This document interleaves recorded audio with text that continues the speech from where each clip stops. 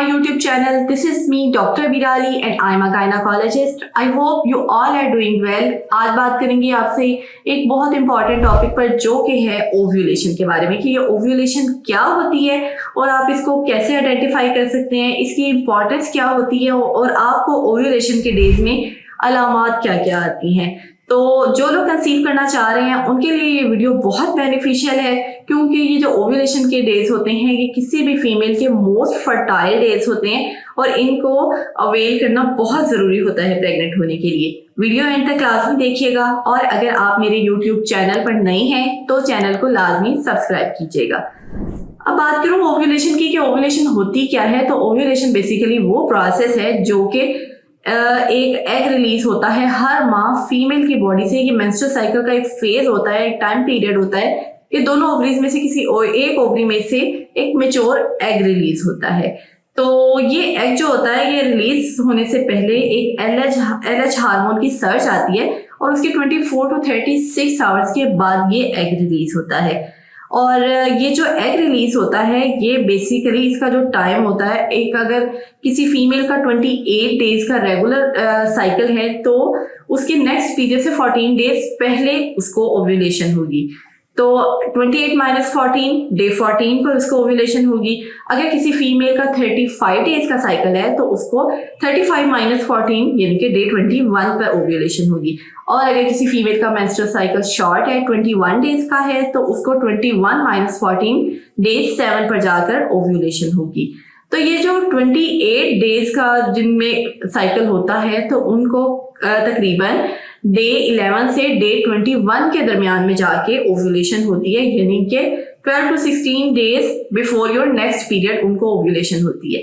ये बेसिकली आपने अपने माइंड में रखना है ताकि इन डेज का आपको आइडिया हो सके कि अब आपको ओव्यूलेशन होने वाली है। इसके अलावा आपको मैंने कुछ अलामात बतानी है, उन अलामात के साथ आपने अपने ये डेज को कैलकुलेट करते हुए एस्टिमेट लगाना है कि ये आपके जो फर्टाइल डेज हैं, फर्टाइल विंडो है। फर्टाइल विंडो बेसिकली आपकी ओव्यूलेशन से 5 डेज पहले और आपका जो डे ऑफ ओव्यूलेशन होता है ये 6 दिन का पीरियड जो होता है ये फर्टाइल विंडो होता है। और इन डेज को आपने अवेल करना है क्योंकि एग रिलीज होने के जस्ट 24 आवर्स तक ही सर्वाइव कर रहा होता है फीमेल के अंदर, लेकिन जो मेल का स्पर्म होता है ये 5 डेज तक सर्वाइव कर सकता है फीमेल की वजाइनल कैनाल में।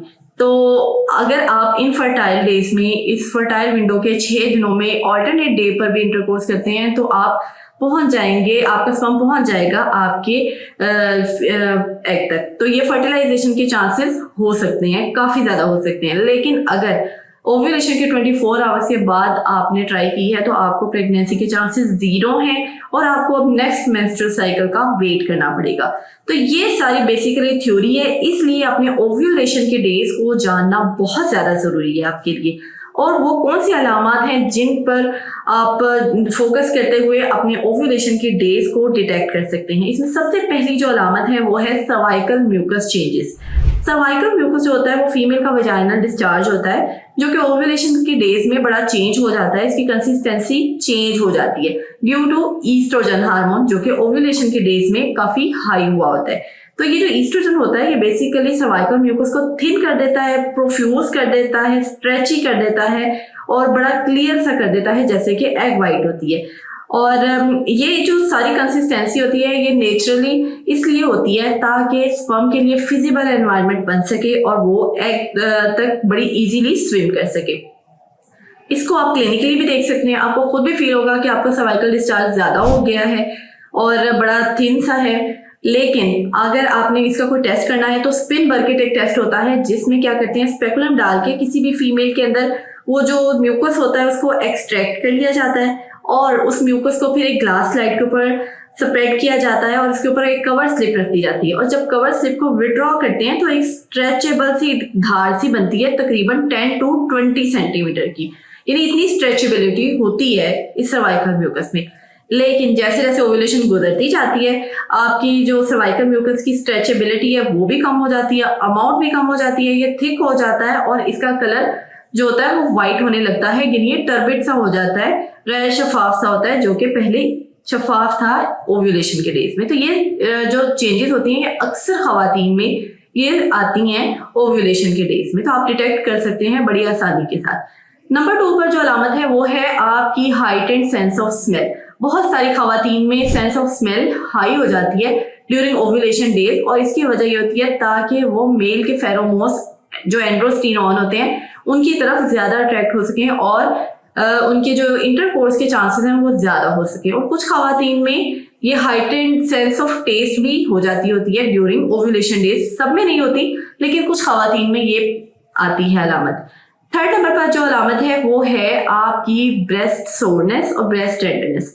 बहुत सारी खवातीन ये भी सिम्टम फील करती हैं कि उनको ब्रेस्ट टेंडरनेस हो सकती है, उनकी जो ब्रेस्ट हैं वो ज़्यादा फुल हो जाती हैं ड्यूरिंग ओव्यूलेशन डेज, और ओव्यूलेशन का पीरियड जब गुजरता है तो 1-2 दिन के बाद वो नॉर्मल वापस आ जाती हैं। अब ये जो अलामत है ये थोड़ी सी अनरिलायबल है क्योंकि कुछ लोगों को ये ओव्यूलेशन डे से पहले होती है ये ब्रेस्ट टेंडरनेस और सोरनेस, और कुछ लोगों को ये ओव्यूलेशन के बाद होती है। तो जस्ट आपने इस अलामत पे रिलाई नहीं करना, आपने दूसरे सिम्टम्स को भी सर्च करना है, और इसके अलावा आपको जो मैंने एस्टिमेट बताया था आपके ओव्यूलेशन के डेज का, उनको भी अपने माइंड में लाजमी रखना है। अब नंबर 4 पे जो अलामत है ओव्यूलेशन की वो है आपकी एब्डोमिनल पेन। आपके पेट में दर्द हो सकती है, पेट के निचले हिस्से में मोस्टली ये दर्द होती है, किसी एक साइड पर ये ज्यादा होती है और ये क्रैम्पिंग की तरह की पेन होती है और डल एकिंग तरह की पेन होती है ये, और इसको मिडल शिमर्स भी बोला जाता है या मिड साइकिल पेन बोला जाता है। ये ओव्यूलेशन की पेन जो होती है ये माइल्ड होती है, जो आपके मेंस्ट्रुअल साइकिल होते हैं पीरियड्स की जो पेन होती है ये उनके क्रैम्प से जरा माइल्ड पेन होती है, और इसके अलावा ये पेन किलर से ठीक हो जाती है। लेकिन अगर ये पेन किलर से ठीक नहीं हो रही तो आपने इसके दूसरे कॉजेस को भी रूल आउट करना है कि कहीं कोई ओवेरियन सिस्ट तो नहीं मौजूद जो कि इतनी शदीद पेन करा रही है, या कोई एंडोमेट्रियोसिस का मसला तो नहीं जो कि इतनी सीवियर पेन का बायस बन रहा है। तो ये चीजें आपने माइंड में रखनी है। अगली जो अलामत है वो है वेजाइनल ब्लीडिंग या स्पॉटिंग। आपको मिड साइकिल के टाइम पे वेजाइनल ब्लीडिंग हो सकती है हल्की सी, या फिर आपको स्पॉटिंग हो सकती है। अब ये ब्राइट रेड भी हो सकती है और ये डार्क ब्राउन कलर का डिस्चार्ज भी हो सकता है आपको, ये वेरी करता है। और इसकी वजह ये होती है कि जो फॉलिकल होता है जिसमें एग मैच्योर हो रहा होता है, तो ओव्यूलेशन के डेज में जब ओव्यूलेशन होनी होती है ये रप्चर करता है फॉलिकल और उसमें से मैच्योर एग रिलीज करता है। तो ये जो फॉलिकल के रप्चर होने से जो ब्लीडिंग होती है ये बेसिकली वही ब्लीडिंग होती है, और इसका कलर रेड होता है जब ये ब्लड फ्रेश होता है, और ब्लड थोड़ा सा ओल्ड हो जाए तो ये फिर ब्राउन या डार्क कलर का होने लगता है। तो ये भी एक अलामत होती है, बहुत सारी खवातीन ये फील करती हैं, तो आपने इस अलामत से घबराना नहीं है। 1-2 दिन में ये खुद ही स्पॉटिंग जो होती है ये सेट हो जाती है। अब अगली जो अलामत है वो है आपकी इंक्रीज लिबिडो। ओव्यूलेशन के डेज के पास आपकी सेक्सुअल डिजायर जो होती है वो सबसे ज्यादा होती है, और ये भी नेचर की तरफ से है ताकि आपके इंटरकोर्स के और प्रेगनेंसी के चांसेस मैक्सिमम बन सके। तो ये भी हार्मोन्स की वजह से ही होती है, आपके जो हार्मोन्स होते हैं वो उस वक्त बड़े पीक लेवल पे पहुंचे होते हैं। नेक्स्ट अलामत जो है वो है आपकी सर्वाइकल चेंजेस। सर्वाइकल जो पोजीशन होती है वो ओव्यूलेशन के डेज में चेंज होती है, इसकी कंसिस्टेंसी जो होती है वो चेंज होती है, यानी कि सर्विक्स जो होती है वो ओव्यूलेशन के डेज में एक तो हाई हो जाती है क्योंकि यूट्रस हाई हो जाती है, दूसरा ये बड़ी सॉफ्ट हो जाती है और ओपन हो जाती है। ये आप के लिए आइडेंटिफाई करना थोड़ा मुश्किल हो सकता है क्योंकि फिंगर से टच करके महसूस करना, इसको फील करना, इसकी चेंजेस को बड़ा मुश्किल हो सकता है, लेकिन आप फील कर सकती हैं। लेकिन अगर आपने कंसिस्टेंसी में डिफरेंस देखना हो तो ओव्यूलेशन के डेज में इस तरह की फीलिंग आती है जैसे आप अपने फिंगर से अपने लिप्स को चेक करें, और ओव्यूलेशन के बाद इसकी कंसिस्टेंसी हार्ड हो जाती है। जैसे आप अपने फिंगर से अपने नोज को अगर टच करें तो जैसी फीलिंग आती है हार्ड, वैसे ही आपको फीलिंग आएगी आफ्टर ओव्यूलेशन डेज। तो उसके अलावा ये जो सारी सर्वाइकल चेंजेस होती हैं ये भी फेवर कर रही होती हैं आपकी प्रेगनेंसी के चांसेस को, ताकि मैक्सिमम आपके प्रेगनेंसी के चांसेस बने रहें, क्योंकि सर्विक्स ओपन होती है तो स्पर्म के मूव करने के चांसेस ज्यादा होते हैं यूट्रस के अंदर। तो ये सारी नेचुरली आपको हेल्प कर रही होती हैं सारी अलामत ईस्ट्रोजन और प्रोजेस्टेरॉन हार्मोन्स के बदौलत। तो अगली जो अलामत है वो ये है नोजिया और हेडेक्स।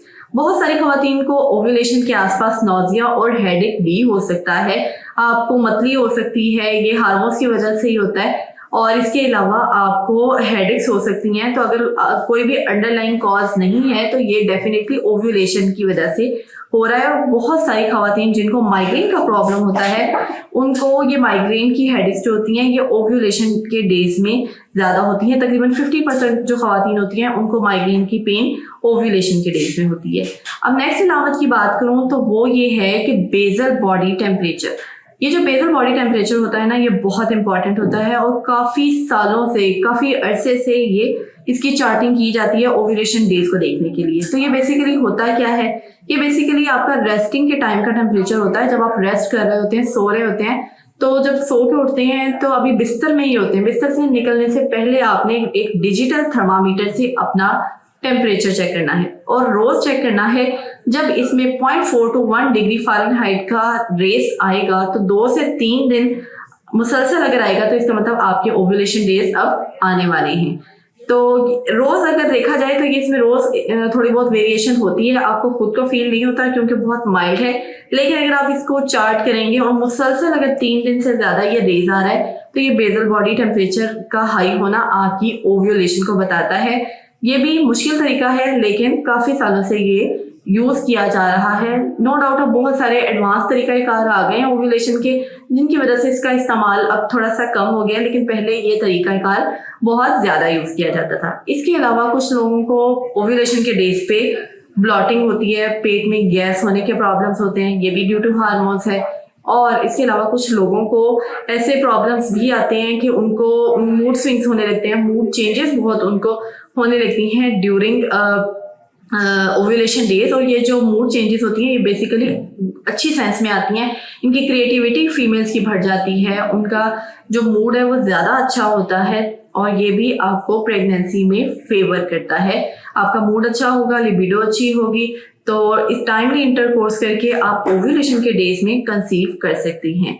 तो ये थी वो सारी अलामात जो आपने देखनी है, फोकस करनी है। हो सकता है आपने आज से पहले कभी इनको फोकस ना किया हो, लेकिन आप आज से अगर इनको नोट करने लगेंगे तो ये आपके लिए बड़ा हेल्पफुल होगा। हर वो कपल जो कंसीव करना चाहता है सबसे पहले वो अपने ओव्यूलेशन की जो डेज हैं उनको आइडेंटिफाई करे और उन डेज में वो प्रॉपर टाइम्ड इंटरकोर्स के साथ ट्राई करे ऑन ऑल्टरनेट डेज। इस प्रैक्टिस को जारी रखें तो इंशाल्लाह आप लोग ज़रूर कंसीव करेंगे। एक नॉर्मल कपल में 20 to 25% चांसेस होते हैं हर मंथ कंसीव करने के, अगर आप इस प्रैक्टिस को जारी रखेंगे। आई होप आपको वीडियो बड़ी अच्छी लगी होगी और इन्फॉर्मेटिव लगी होगी। वीडियो अगर आपको पसंद आई हो तो इसको लाइक, शेयर और सब्सक्राइब ज़रूर कीजिएगा।